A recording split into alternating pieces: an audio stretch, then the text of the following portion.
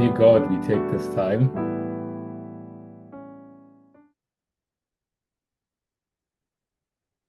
to focus on a common cause,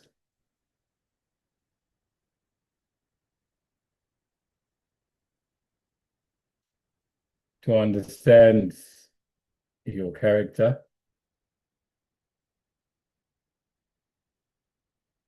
to understand the plan of salvation,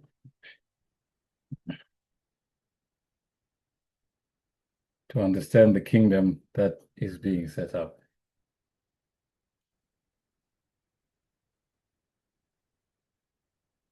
Amen.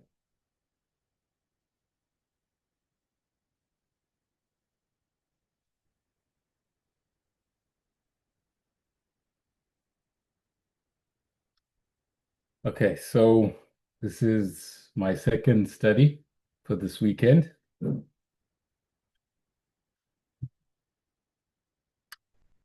Yesterday, we began to look at the significance of 2024.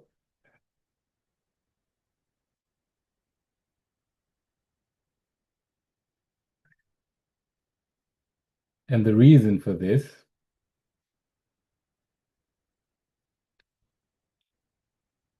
is to answer a number of questions.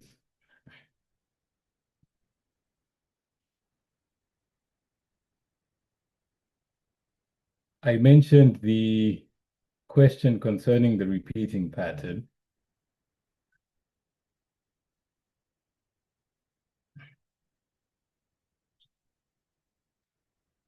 My intention and my hope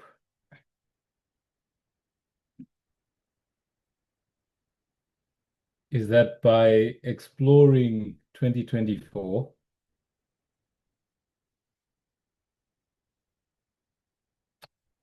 and that year's prophetic significance,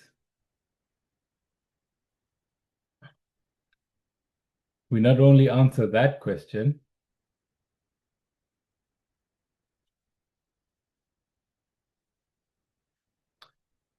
but a number of other questions as well.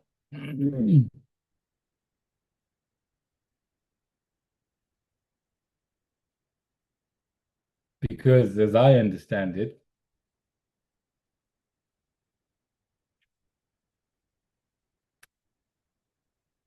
the repeating pattern is only a small part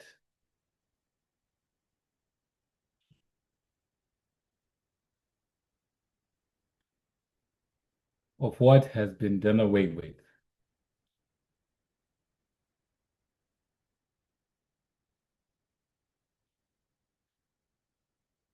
Of what's no longer helpful to us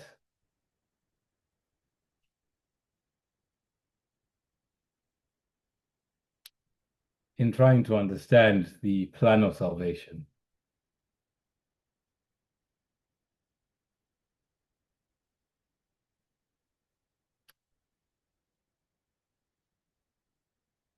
So we compared ancient Israel and modern Israel.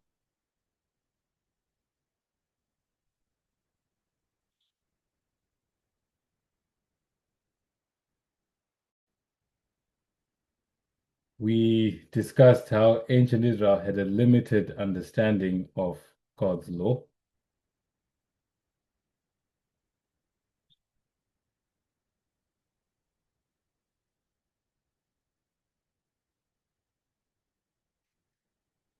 And that limitation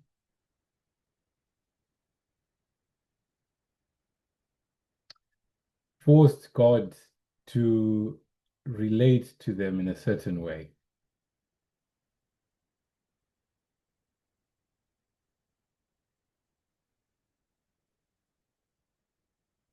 We call that the Old Covenant.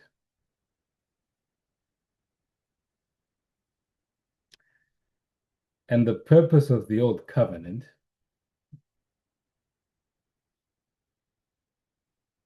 was to take care of ancient Israel,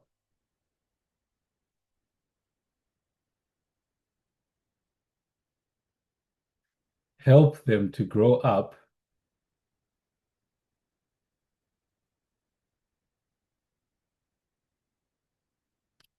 until they became mature enough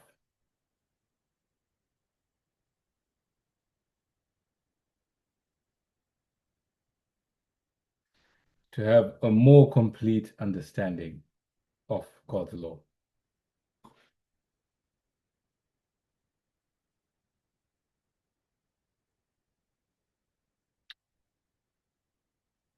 Once that maturity had been achieved,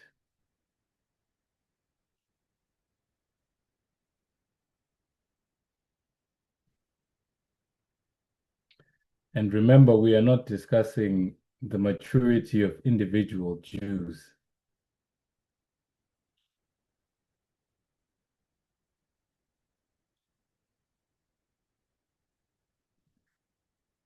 We are talking about the maturity of their prophetic understanding.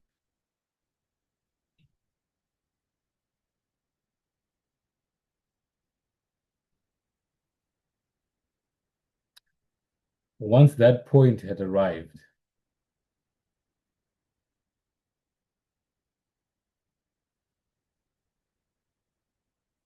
the Jewish system was no longer necessary.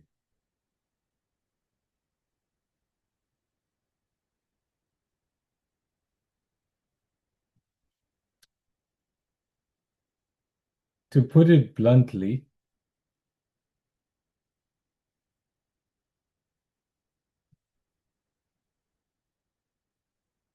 the Jewish system was an alternative version of reality.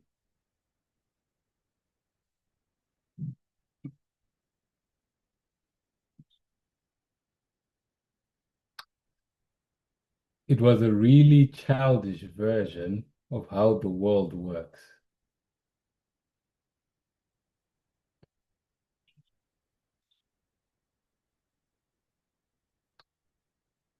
And in some ways, it was fake.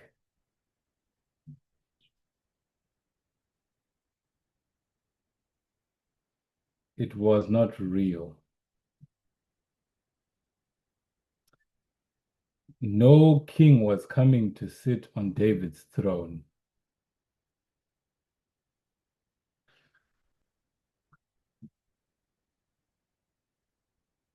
Literal Jerusalem was not going to stand forever.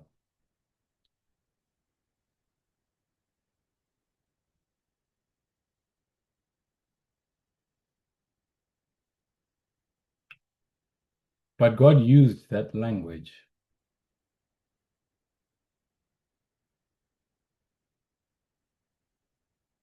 because that's what they understood at that time.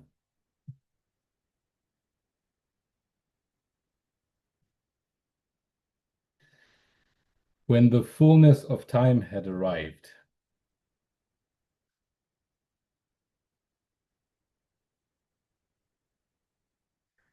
the end of the 490 years,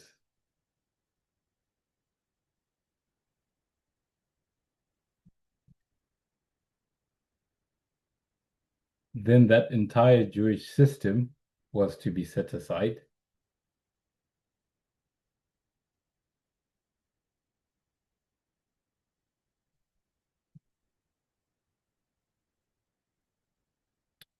Because they now had a better system to take its place.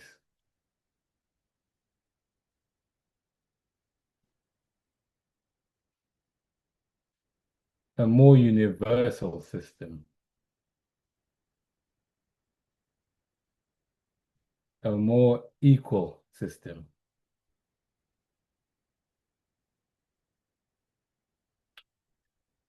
The same can be said about modern Israel.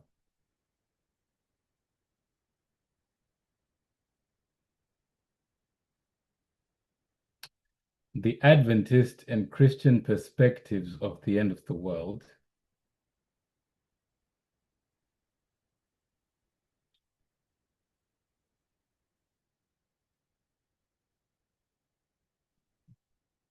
is an alternative version of reality.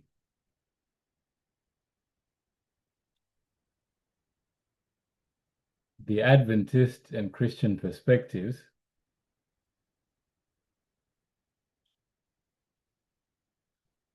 of relationships between people and nations and God.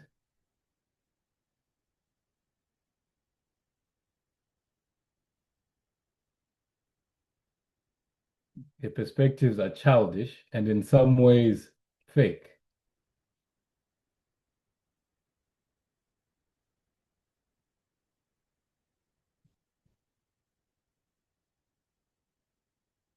And so, in order to understand reality,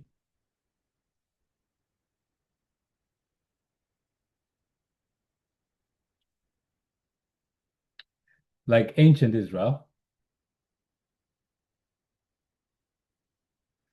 we have had to be forced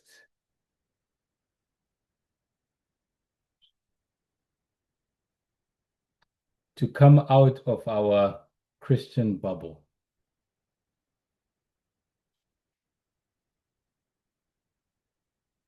and see the world as it is,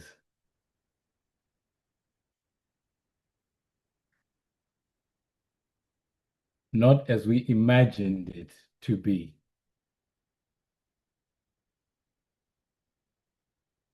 as given to us by Ellen G. White.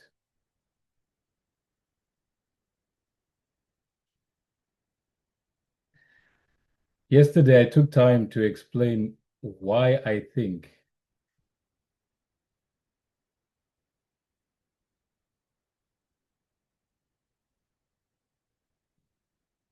Adventism had a very limited understanding of the end of the world.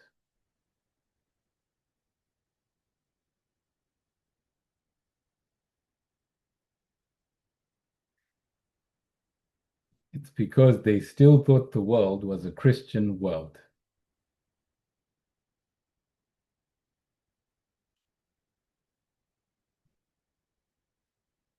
When in reality, the Christian world ended in 1798.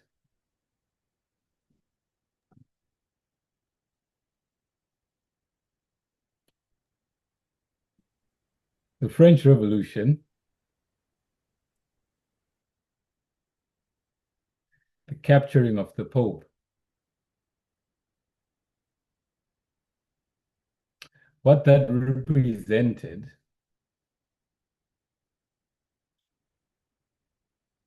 was the rejection of Christianity in politics.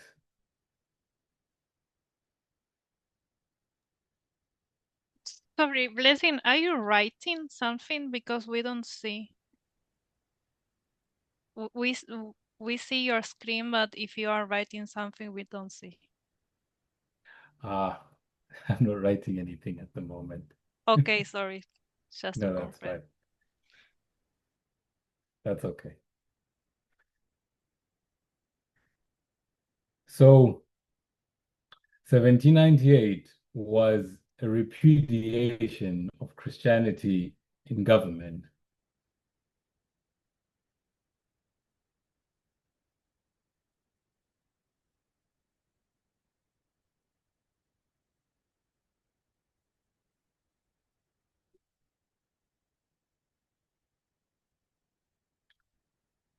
People were tired of Christian thinking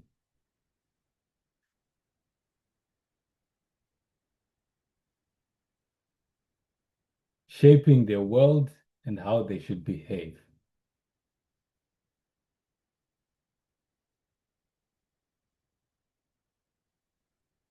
So even though the world was changing in 1798,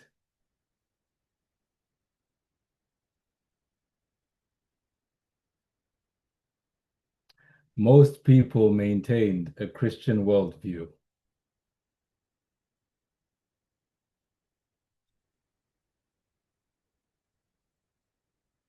More people than just the Millerites.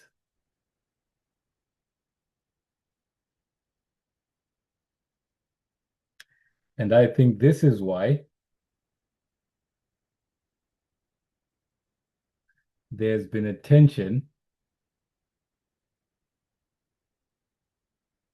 between our prophetic expectations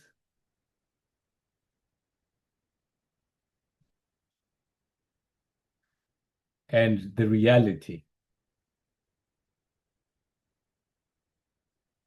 because we had a fake version of reality.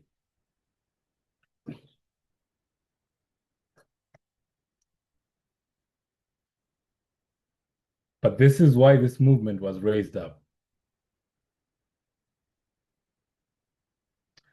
to transition us to reality.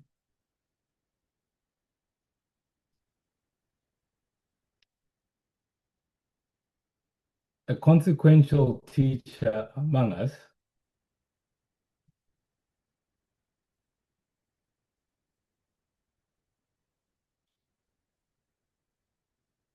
was Tess Lambert.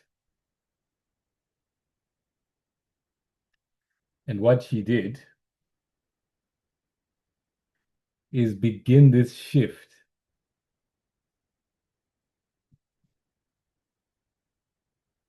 from a Christian prophetic framework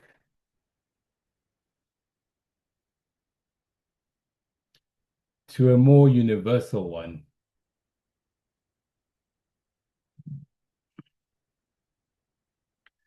One that could address the United Nations.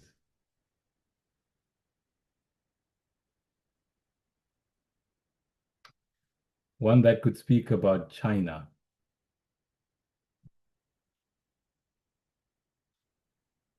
That could explain what was happening in South America and in Africa.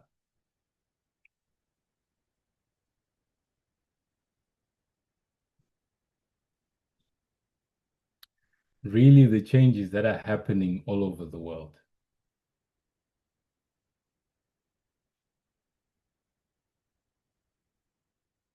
So if you studied Tess's material,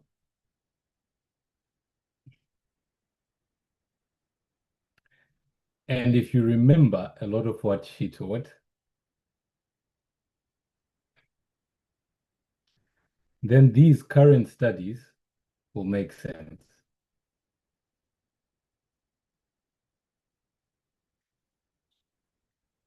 And when I say studied, I don't mean having watched the videos.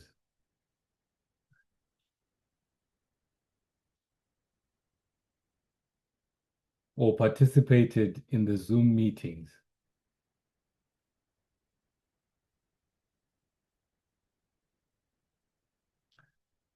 I mean taking time personally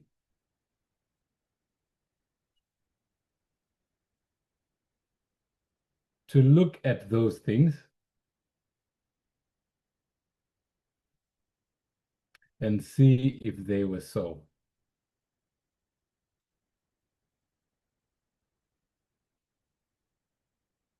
If you actually have made it a habit to verify these things,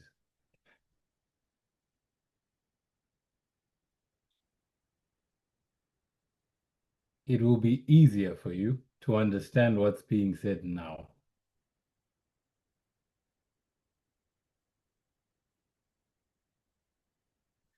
If you haven't made it a habit,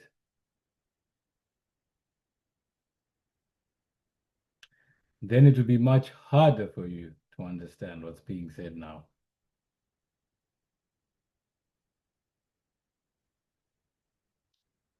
But it's not too late. Like Curtis said yesterday, you can pick up a subject that doesn't make sense to you, and rather than waiting for someone else to answer it for you,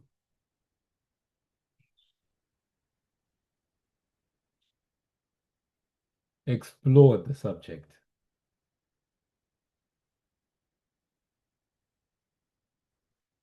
And don't worry about getting to the correct answer.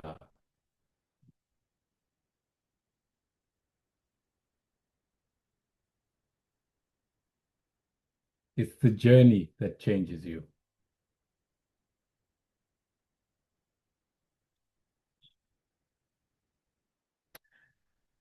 So we'll move on.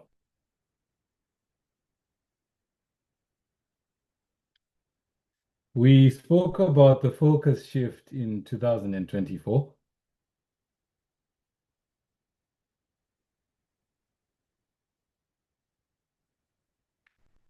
and how we shifted from legislation to political ideas.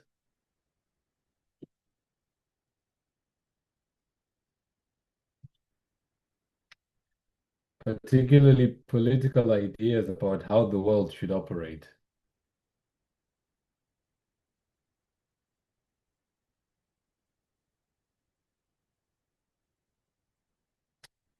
Tried to summarize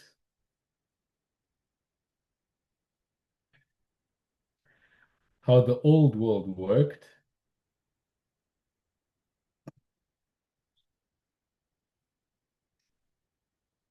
and how the new world works. In the old world, kings ruled supreme.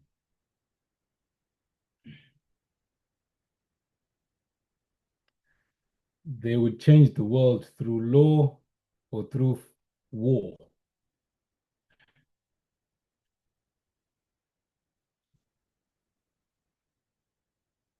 In the new world, it's more complicated because power is distributed.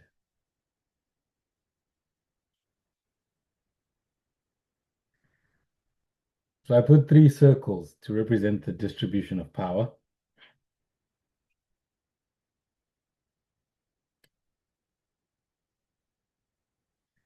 These are not necessarily the three branches of government.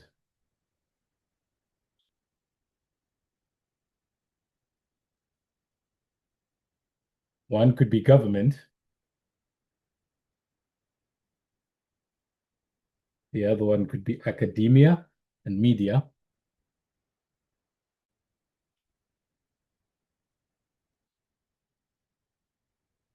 The other one could be business.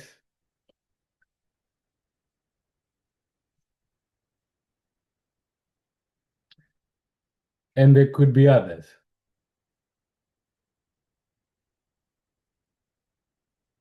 Different institutions in society shape our world.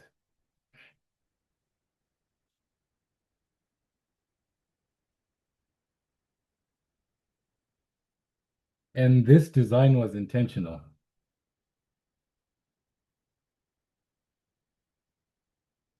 It was to move away from the idea of one person having all power.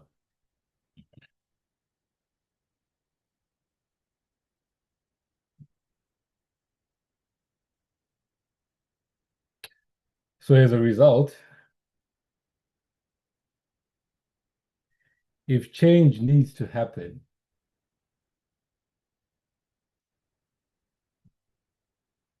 there's more people involved.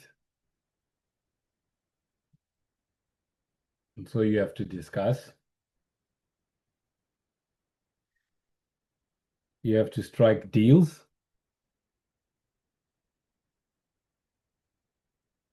Create coalitions. And so that's why a law that's passed by Congress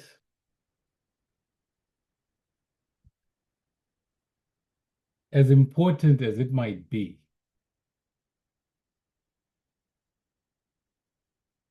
is not sufficient to change a political order.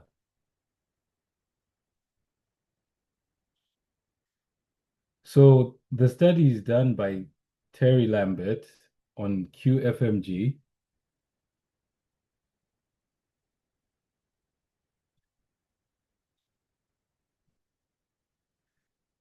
shattered our Christian prophetic framework.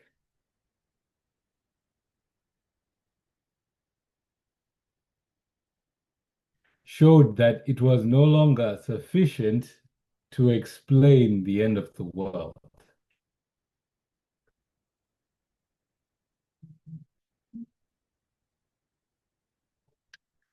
We know that our message is equality, equal rights. The Sunday Law prophetic model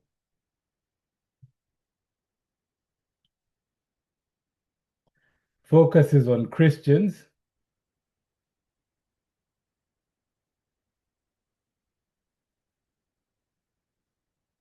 other people are only treated as individuals,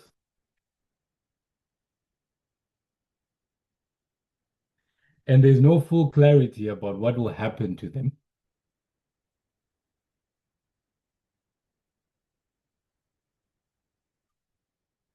What I mean by that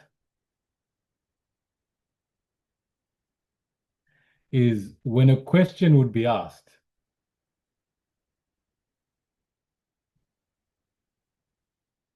what is going to happen to a Buddhist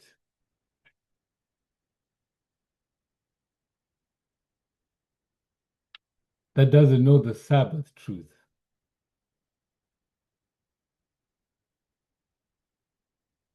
The only answer that could be given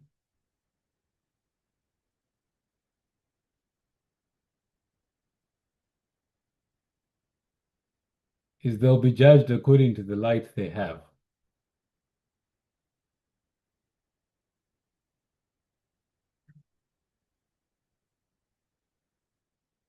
And also, what was meant by that statement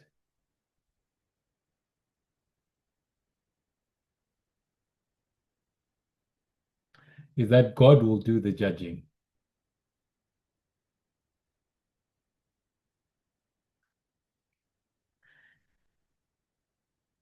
While there was some truth to that,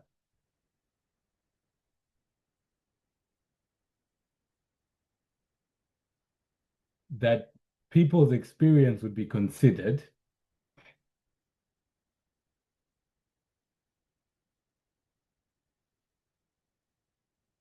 in how their individual situations will be handled.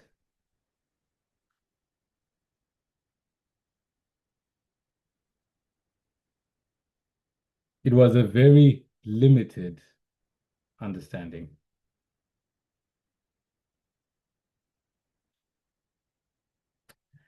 The questions that could be answered with clarity and confidence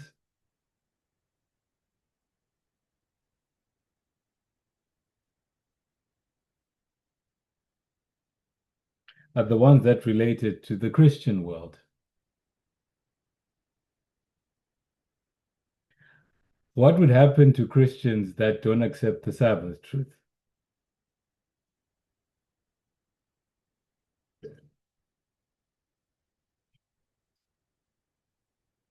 They'll die.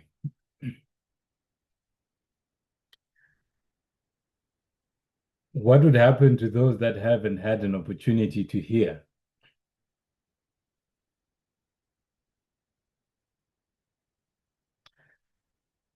There would be evangelism,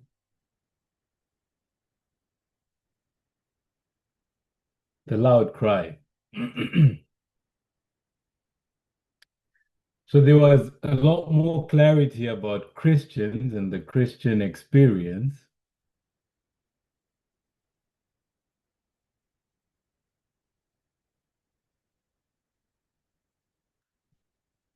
Very limited, if anything, about anyone else.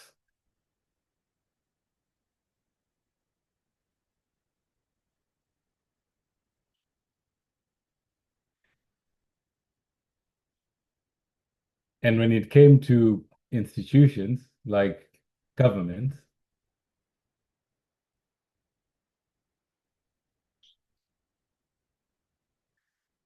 China didn't have a role in end time prophecy. So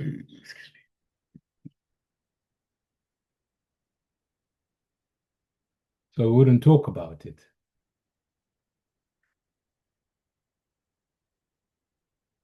Whatever China would do didn't matter.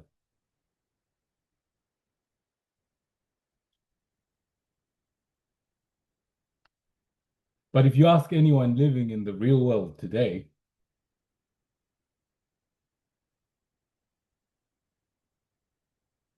they'll tell you what happens with China really does matter.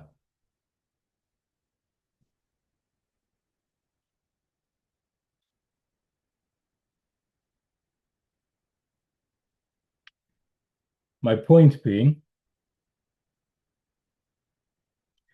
it's not that the Christian prophetic framework we had was bad.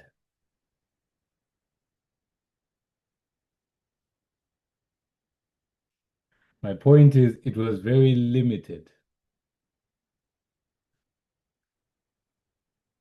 and also very limiting.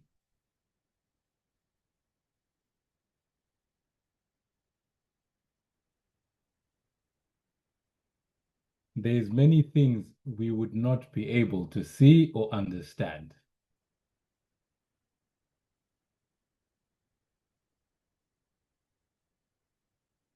And so a better one needed to be created.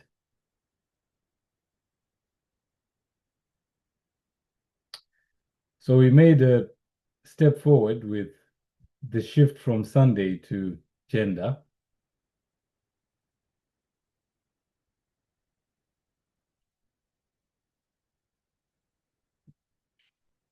Because we recognized that gender was a very important subject in our time.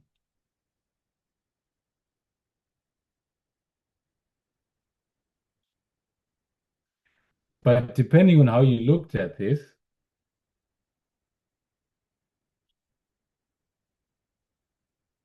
it could also be very limiting.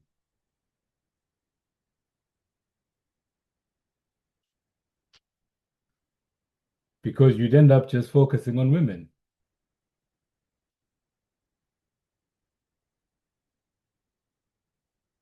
or events that relate specifically to gender.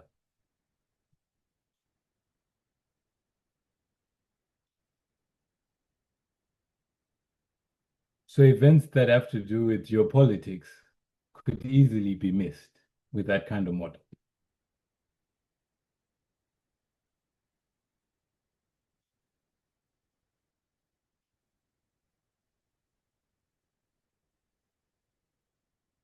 If not handled properly.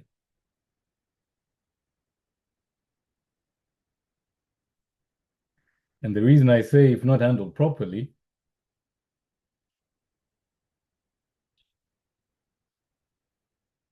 is because feminism was actually meant to teach us something.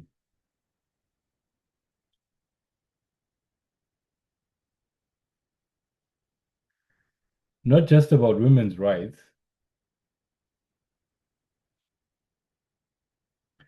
but about how men and women should relate to each other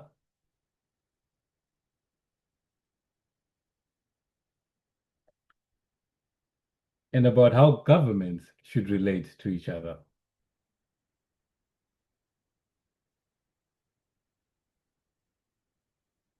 As has been taught in the past, feminism covers everything,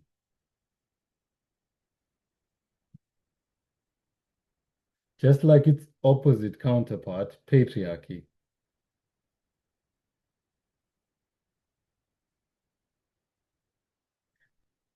And when we view feminism this way,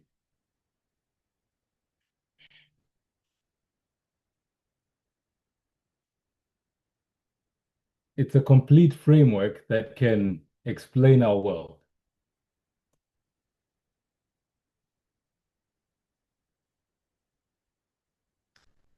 It can help us to understand the plan of salvation better.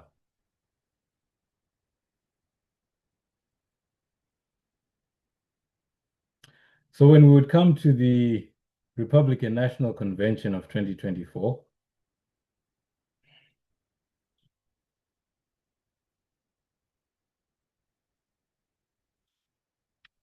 the promise, the main promise of that convention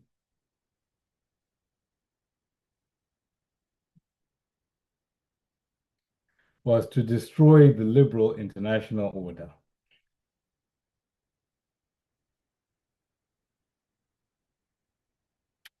We have not gotten into why there was that promise.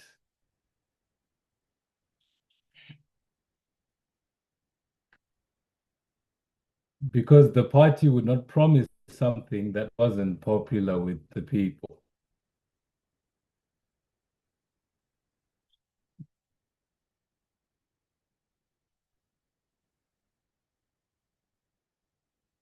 It wouldn't make sense because they wanted to win the election.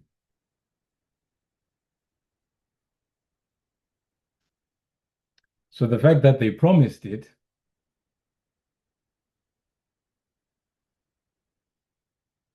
should tell you that there was enough people that wanted it.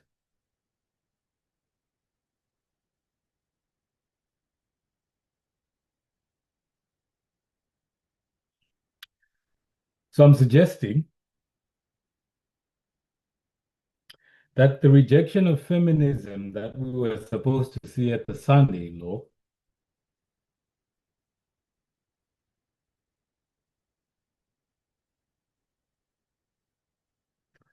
was not just the rejection of abortion rights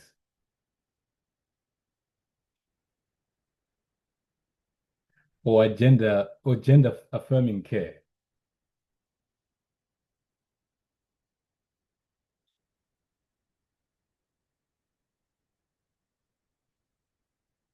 but rather it was the rejection of the liberal international order.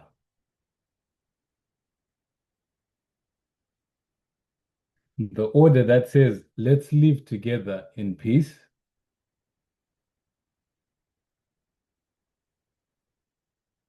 let's live together as equals. So that event was meant to show us a number of things.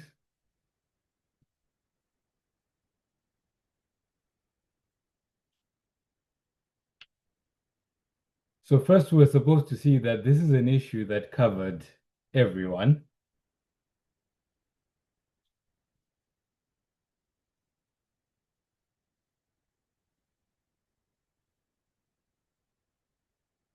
So this was July 2024.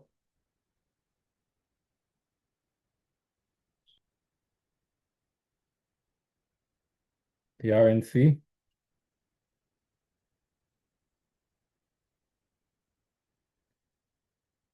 And the promise is we will destroy the liberal international order.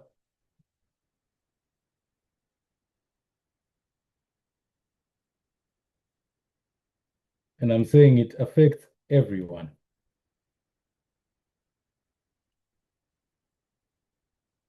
And only a universal prophetic framework can identify this.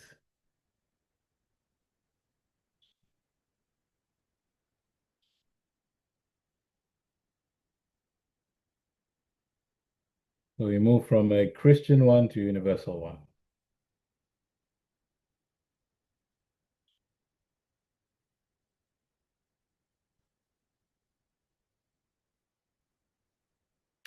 But what we should have also been able to see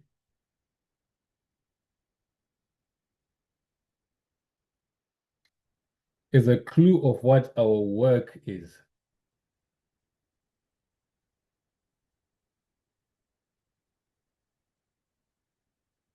We always knew that our work has something to do with setting up a kingdom.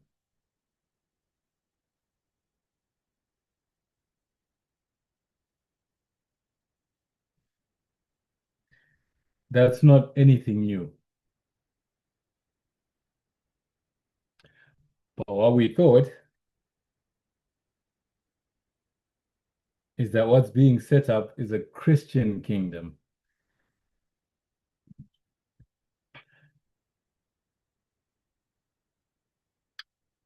But that can't be correct because what's being destroyed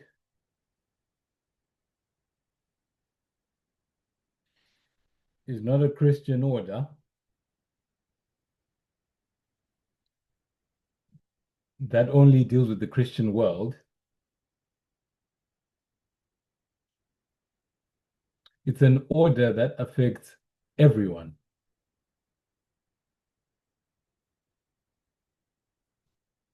the global world.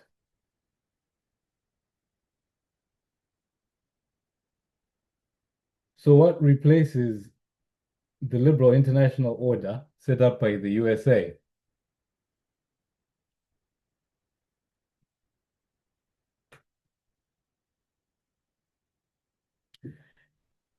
If the order that's destroyed is for everyone,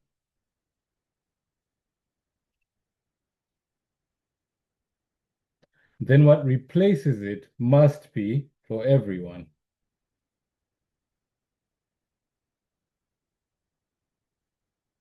must impact everyone, account for everyone.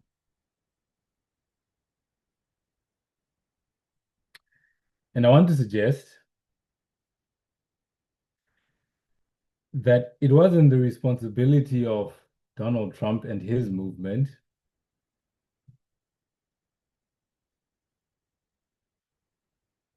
to replace the liberal international order.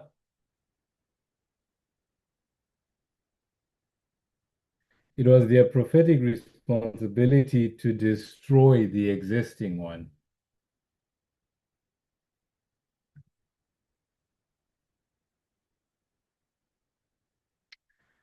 If you go back to ancient Israel,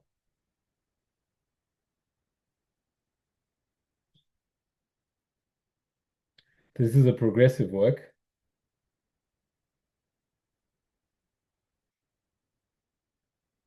When you get to 34 AD,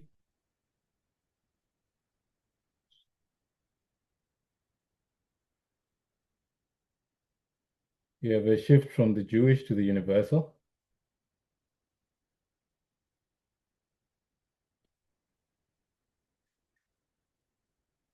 And they continue to go through history.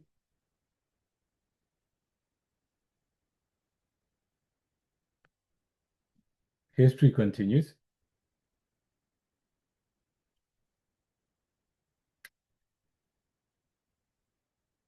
And they get to 70 AD.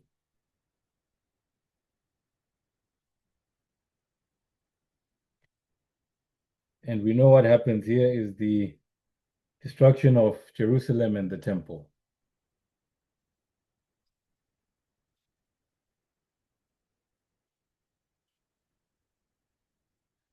So by the time you get to 34 AD,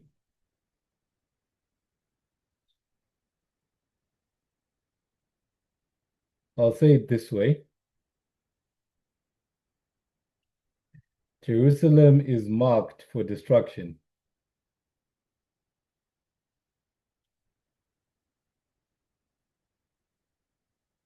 So if you're observant enough,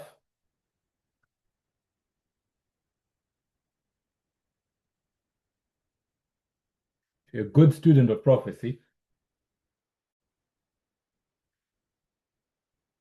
you could see at this point, 34 AD,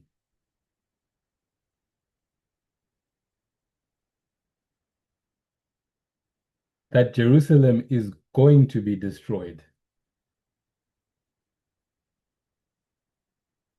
even though the destruction happened 70 AD.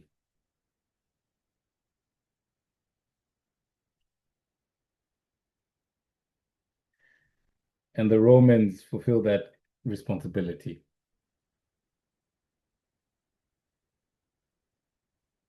Similarly, if you're observant enough,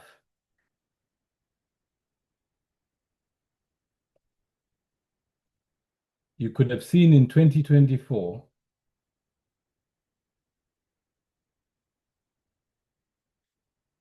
that the rules-based international order was going to be officially set aside.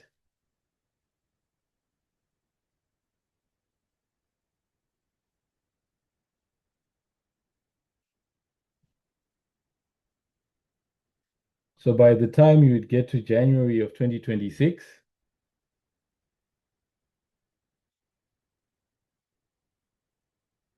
when it actually happened, you would not be surprised.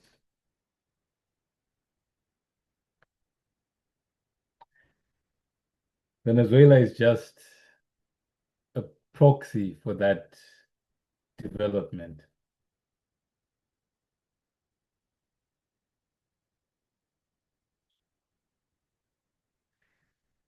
I'm not going to take the time to explain all of that today.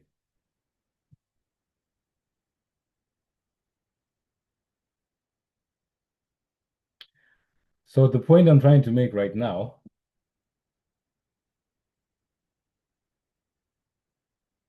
is that just as the Romans destroyed Jerusalem,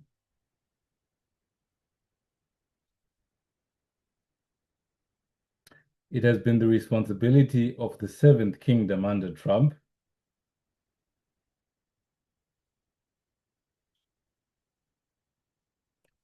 to destroy the liberal international system.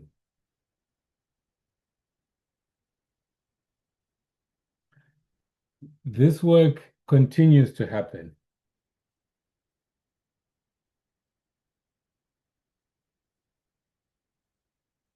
Recently, the Trump administration identified their intention to dismantle the International Criminal Court.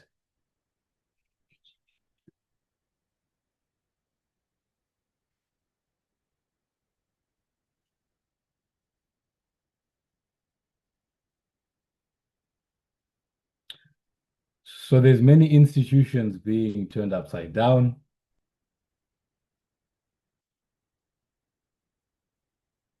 I do not want to suggest that the work is completed.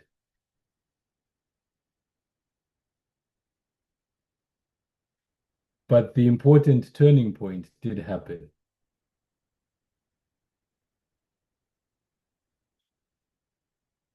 And the important turning point was the capture of Maduro in January.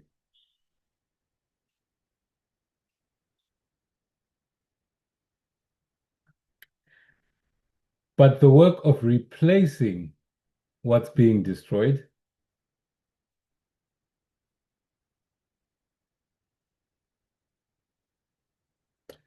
the history of ancient Israel should tell us, or give us a clue on whose job that is.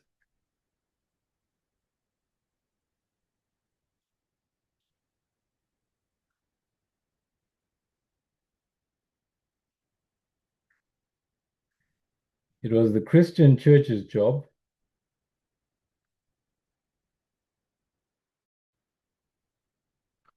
to set up the structures for the universal kingdom within their context.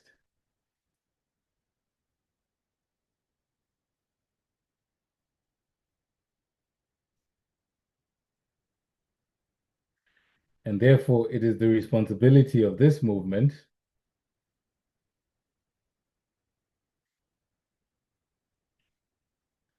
to set up not a Christian kingdom,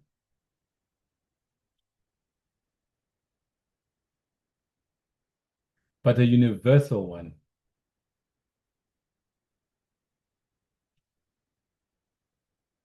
A truly universal one.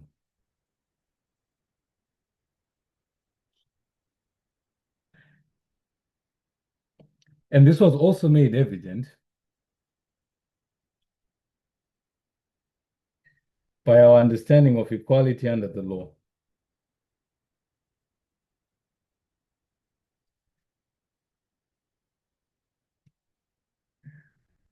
Which was a discussion had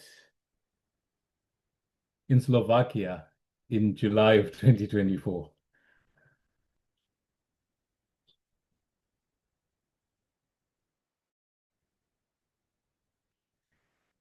Because when we discuss this concept of equality under the law,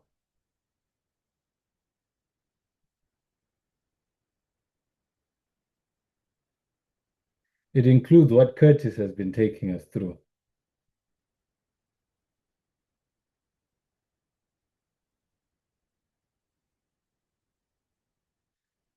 The relationship of equals between God and humanity.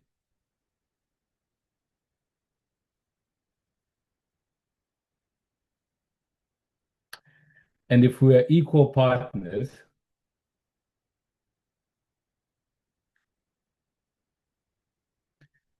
then you don't have one entity doing everything.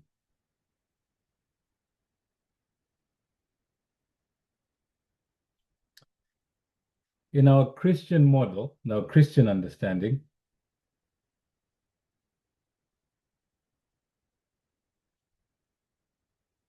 God was the boss.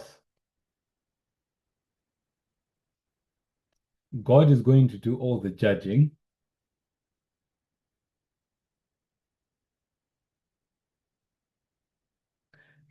God will determine who goes to heaven and who doesn't.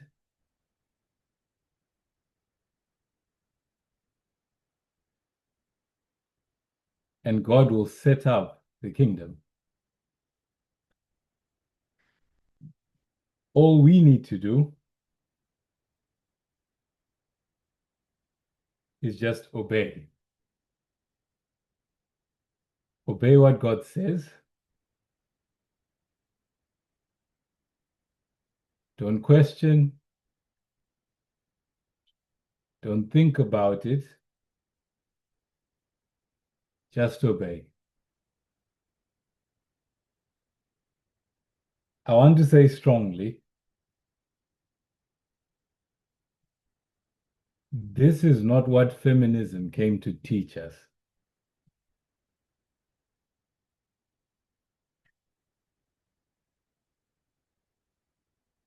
We know how ugly it is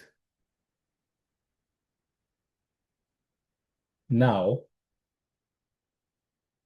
when you've got a man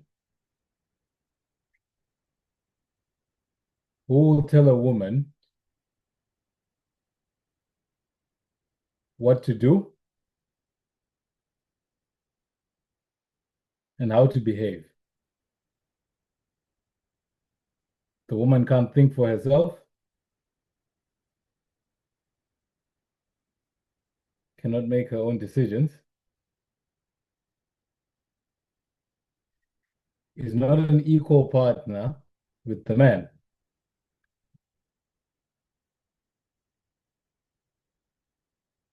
When we now look at this, we hate it. We say this is ugly,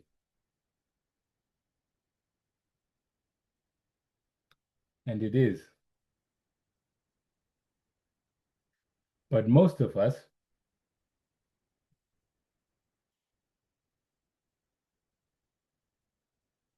still love a patriarchal idea about God,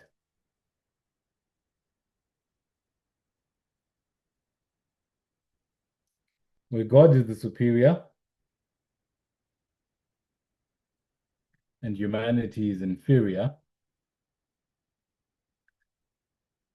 God makes all the decisions, and we just submit to them.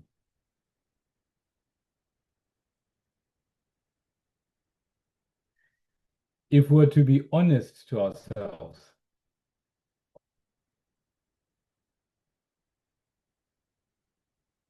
most of us still do not think this is ugly.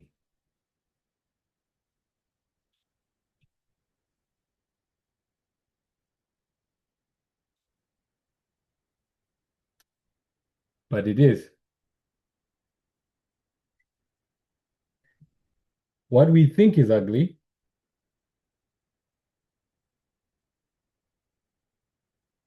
is you've got God here and humanity here, and the two are equals. The decisions that this entity makes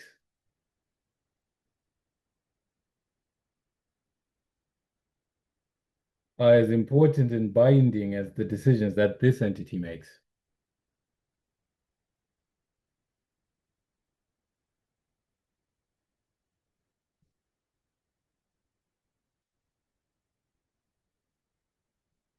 Because what they're using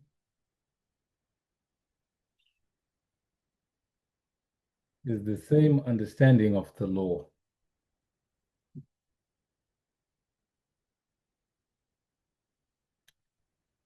This is beautiful,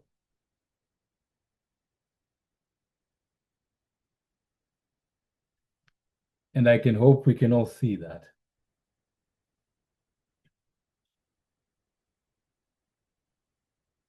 As beautiful as it is when two human beings interact as equals.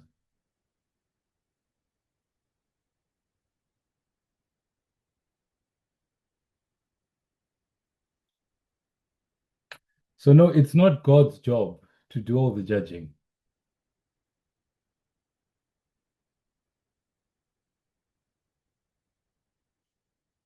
and it's not God's job to do all the setting up of this kingdom.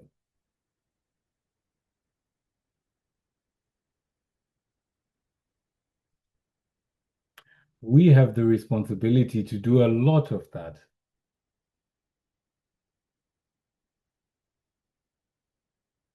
And we're not submitting to God's perspective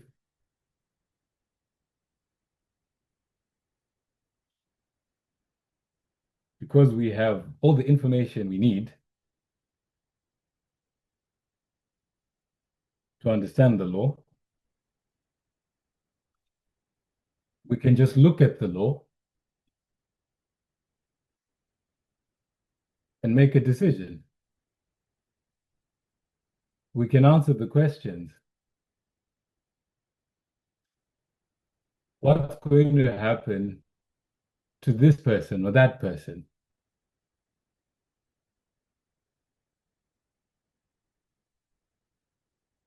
How is a government supposed to operate?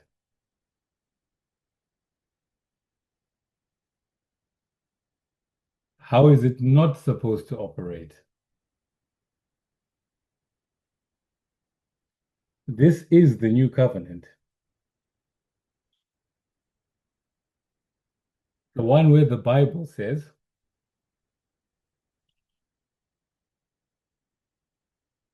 you will not need someone to tell you what it means to know the Lord.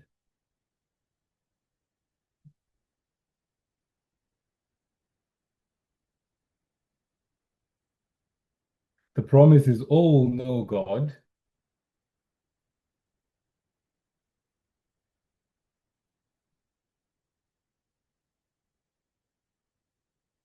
The promise is everyone will know God,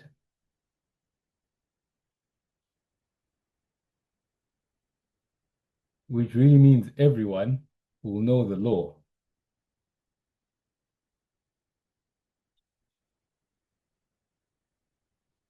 It is your right and privilege to understand these things. You don't have to wait for a clever teacher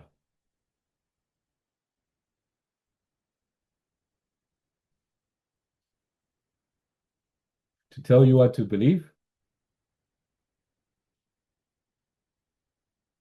or to tell you what to do. What you have to do is take the rules, take the law of equal rights,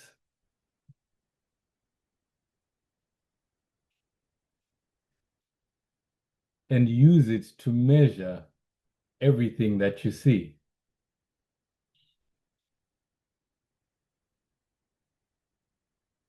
Examine yourself.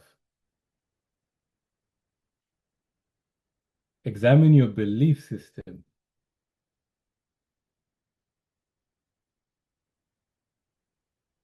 See if the way you read the Bible verses or the Bible or the spirit of prophecy actually is in agreement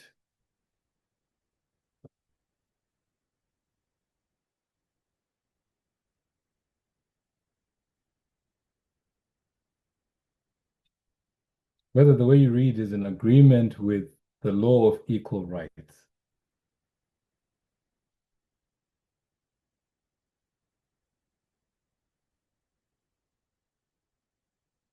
Because if it isn't,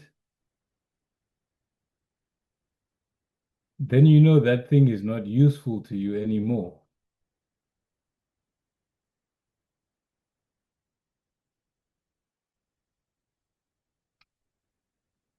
Now, I want to give a bit of a personal perspective on religion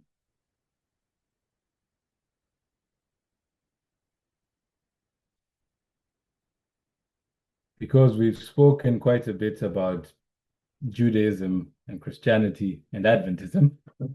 So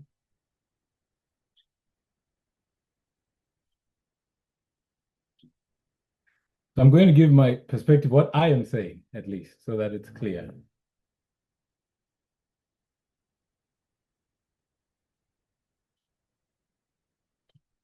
I am not saying 2024 is the end of religion.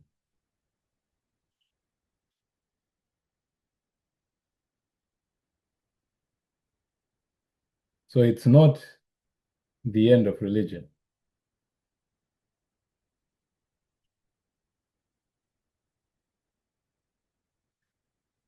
We are a religious movement.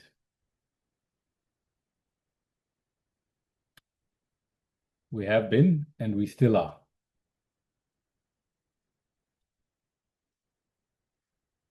Religion was given to humanity for their benefit.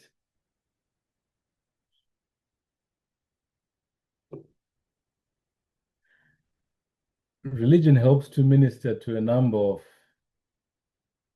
issues or questions.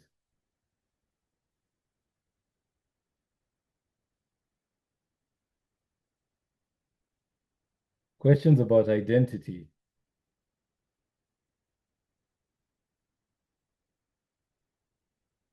questions about destiny,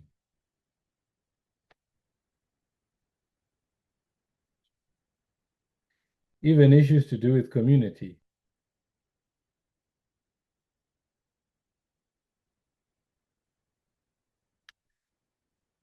And a number of other things. I'll just summarize it by saying religion is meant to minister to quality of life.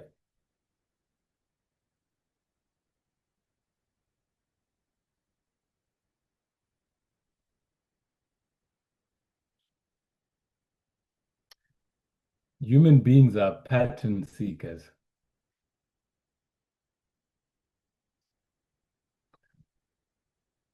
by design.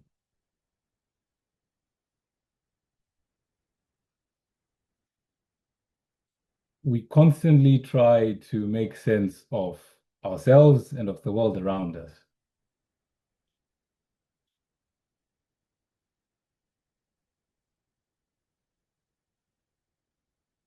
And this is why people often fall prey to conspiracy theories,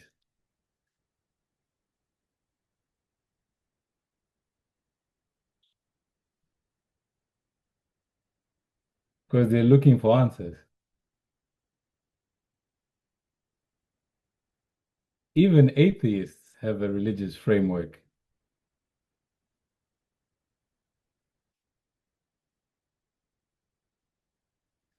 They might reject the idea of a supreme being,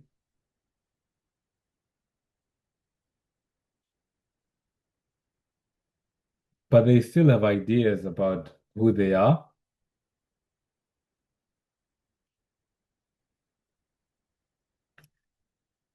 where they came from, and where we're all going.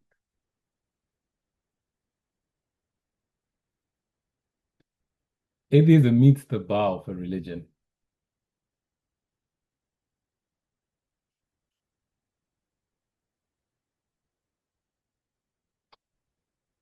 So the point that I'm trying to make,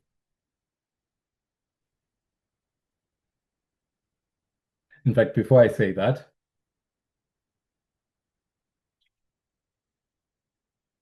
for most of humanity, we have been, we've only had two options.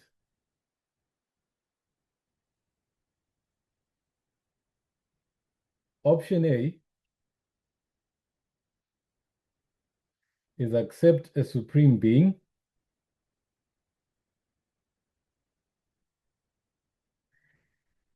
and their control over your life.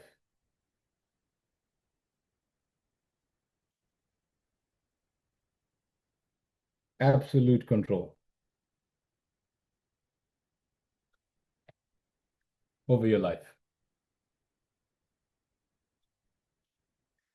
Option B is reject the supreme being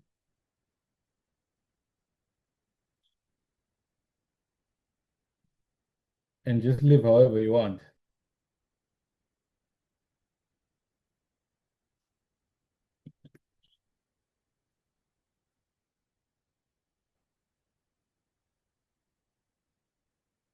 So live anyhow.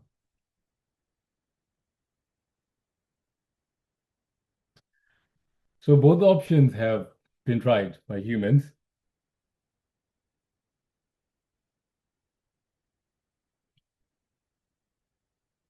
And I want to say both have been unfulfilling.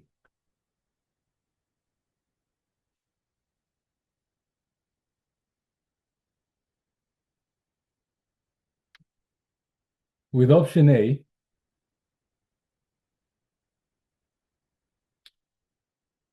people have suppressed their wills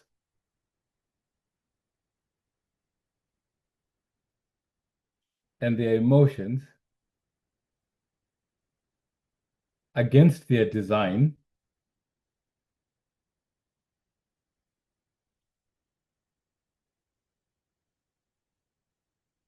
to great damage to themselves and others.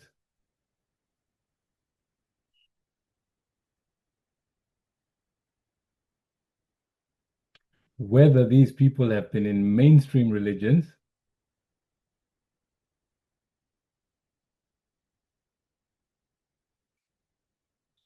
or in cults, or same effect. And then those that would reject the supreme being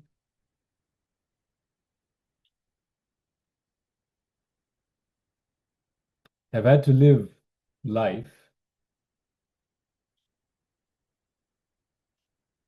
I'll say it this way, constantly battling with their conscience.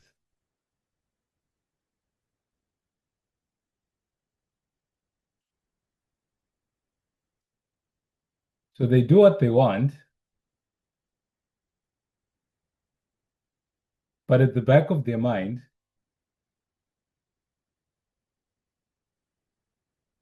they have to constantly fight with the thought of having consequences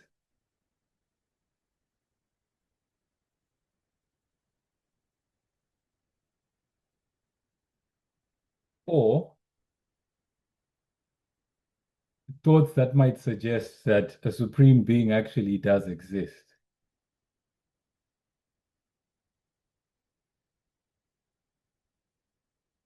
and that they'd have to confront them one day.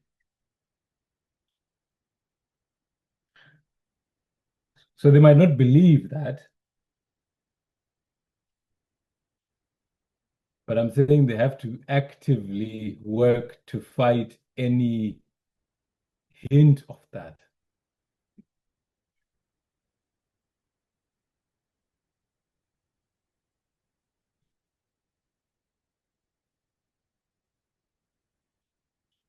So in both options, what you end up having is cognitive dissonance.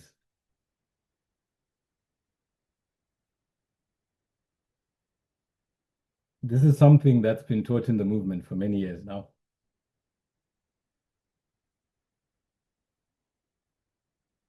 It's basically living a lie.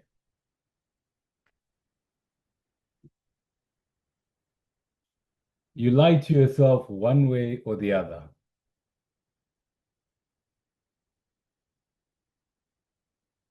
Those that accept option A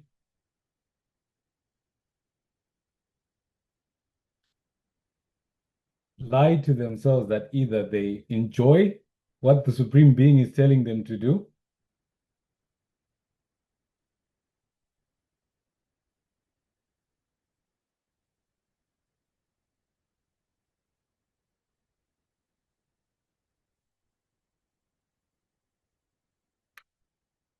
or that somehow that Supreme Being has people's best interests at heart and they can't explain it well.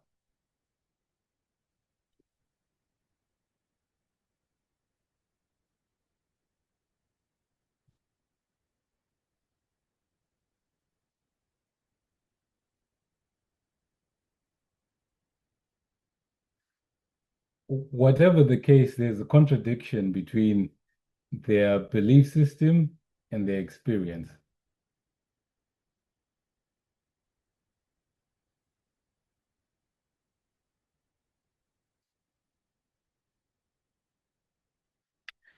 And in many cases, they don't even fully live up to what their belief system says.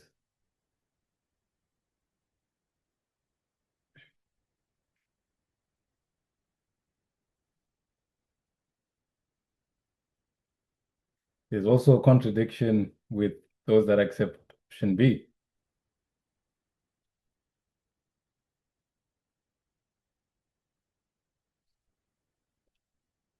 either things they can't explain,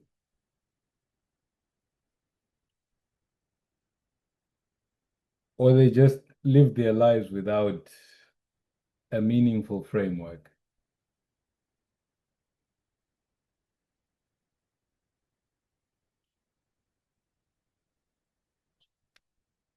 I personally think both cases are quite miserable to be in.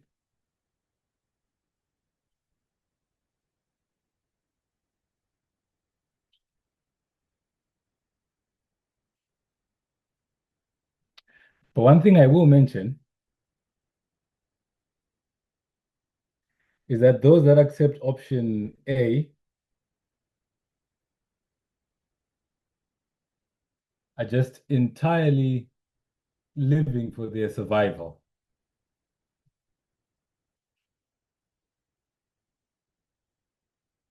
Do what the Supreme Being says, or else you will die.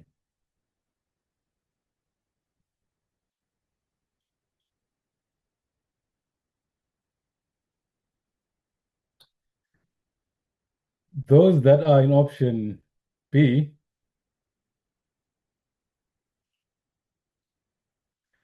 there are some aspects of survival,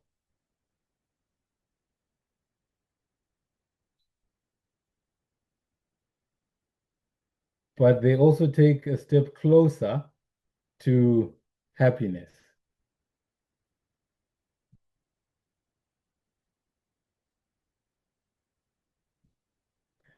because they're trying to fulfill their life. They're actually doing what they want.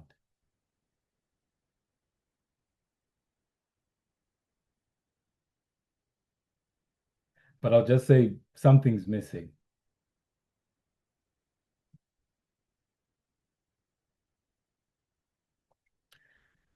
And what I think this movement has done,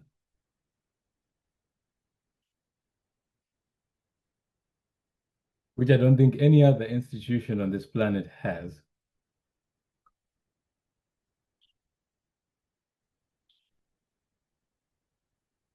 is introduce a third option.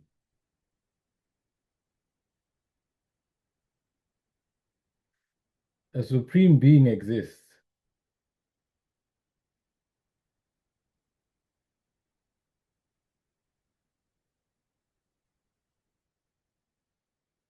but they operate under law,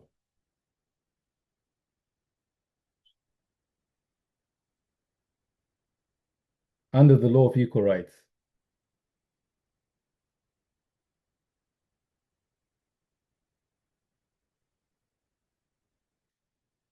So they do not have absolute control over your life,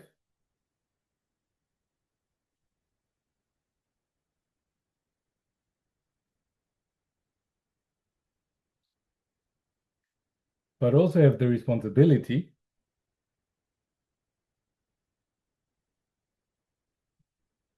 to facilitate for you life, liberty, and the pursuit of happiness.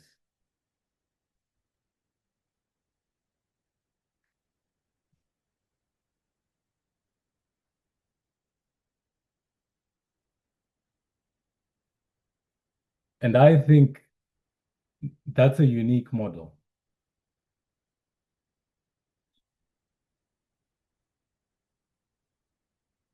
I also think it's a better model because you can make decisions as a person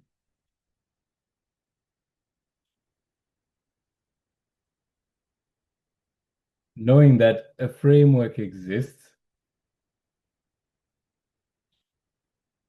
to support you in your journey of self-discovery.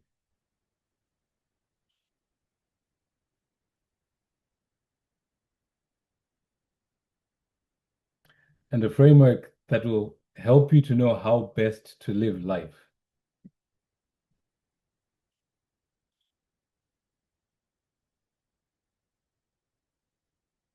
So you have agency, meaning you make your own decisions.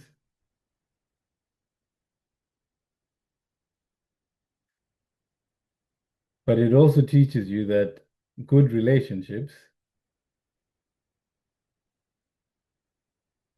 so relationships based on equal rights,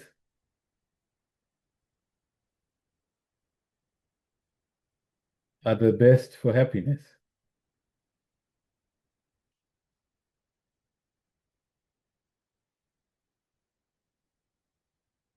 or quality of life. So most people, I think, could be wrong, but I think most people in organized religion,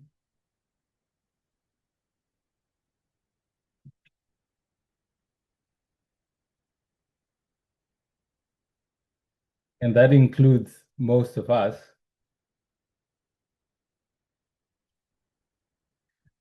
are on option A.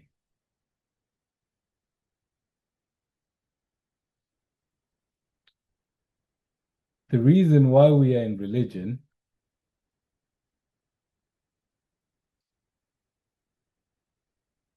is because of survival.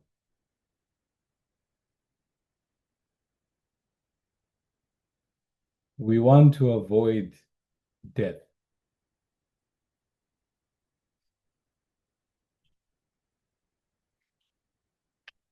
Very few of us conceptualize the idea of accepting religion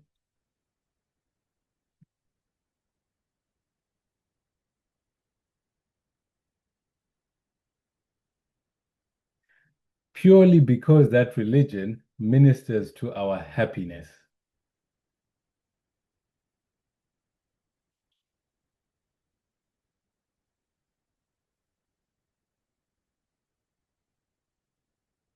It helps us live better lives.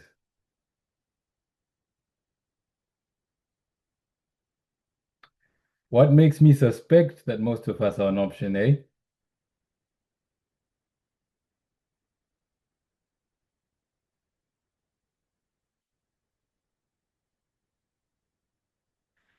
is the questions that have come up. If there is no difference between us and them,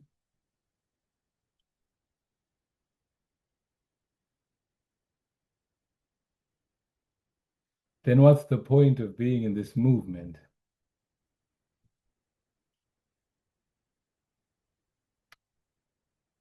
So I won't answer the question directly.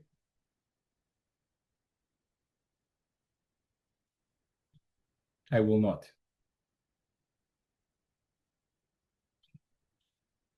But I will say this. I'll borrow a term from Paul when he spoke about Christians that only had faith in Jesus.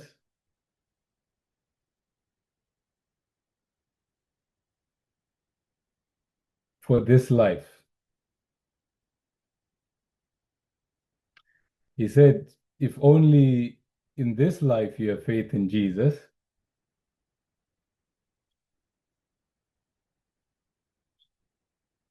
meaning you didn't believe in the resurrection,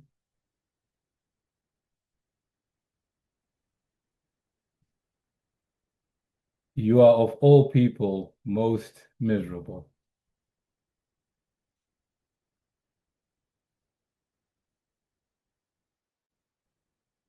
The opposite of happiness is misery.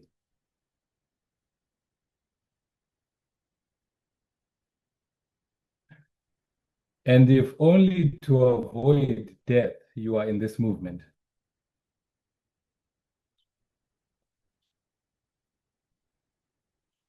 I would like to suggest to you that you're of all people most miserable.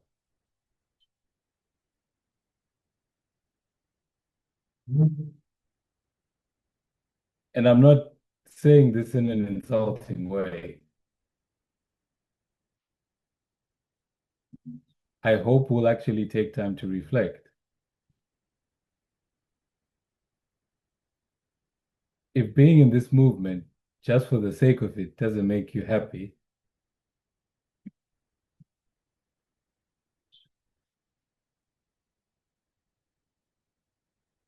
that means you're not happy.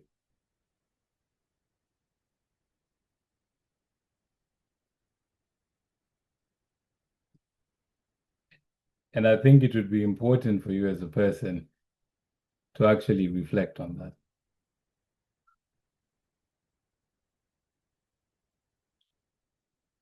and decide what to do. Whether to change how you view religion,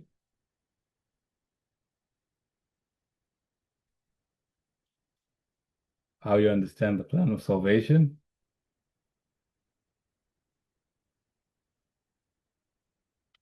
or you pursue another course.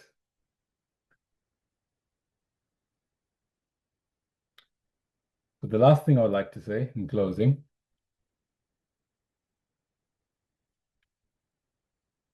is that I believe religion will be a permanent feature of the human experience.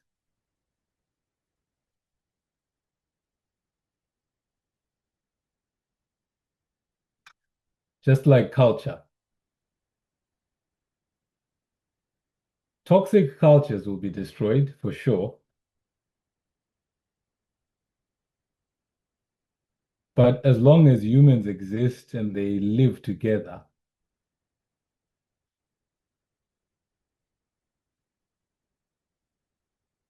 cultures will form.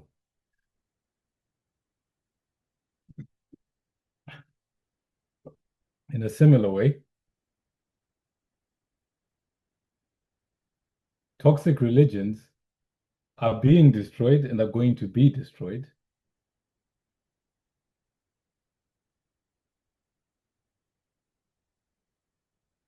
But religion as a human phenomenon will remain.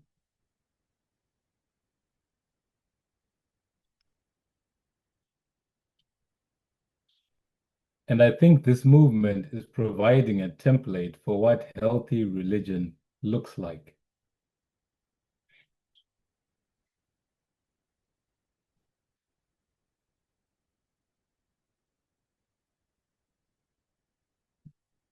It doesn't separate the world and God.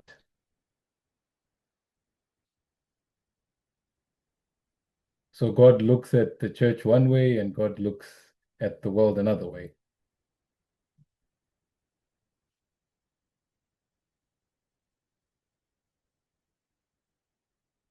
It doesn't do that.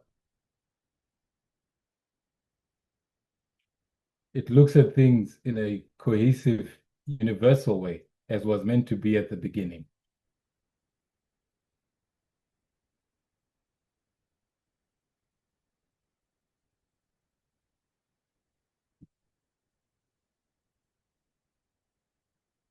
And so we always talk about politics. We even talk about participating in voting as an example.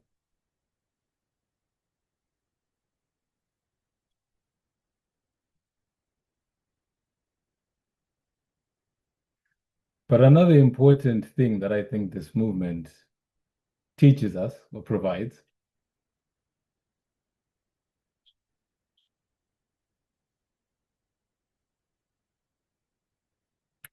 is that even with principles of universality, even in a perfect world,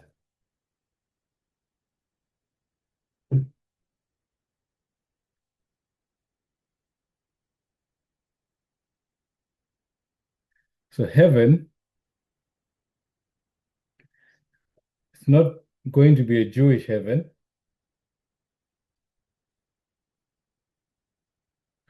It's not going to be an Adventist heaven. It's not going to be a Christian heaven. We're not going to any of these.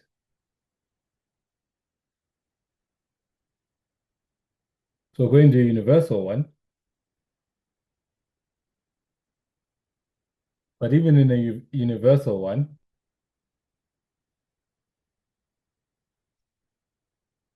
you will have religion. But what you will have is not religious uniformity,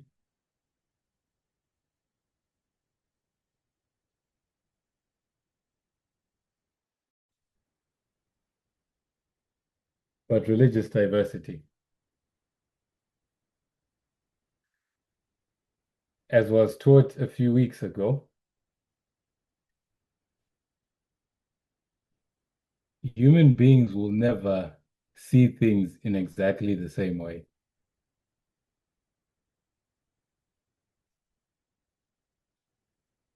So people will never see God in exactly the same way. And that is something to be embraced, not feared.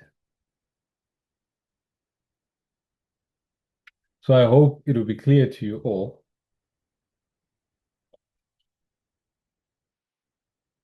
that when I'm saying 2024 marked the end of this Christian framework,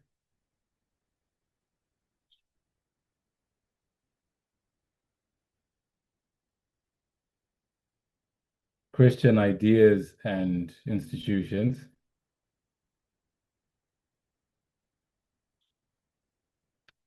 it was not the end of religion. Because what this movement has done has put together universal ideas and universal institutions that provide a foundation for healthy government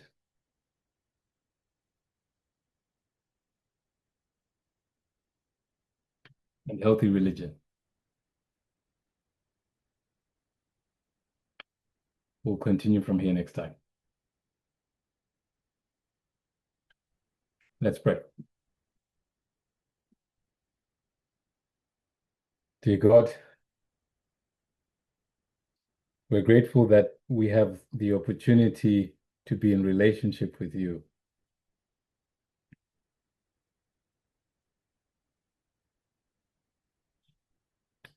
To know things that many humans would wish to know.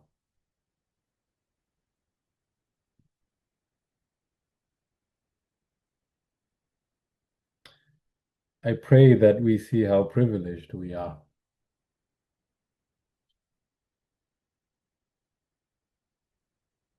And how much better our lives can be.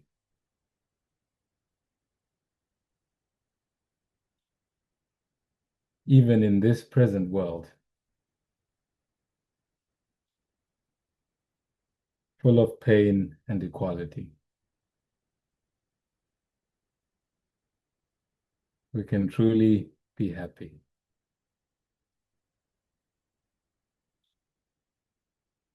Amen.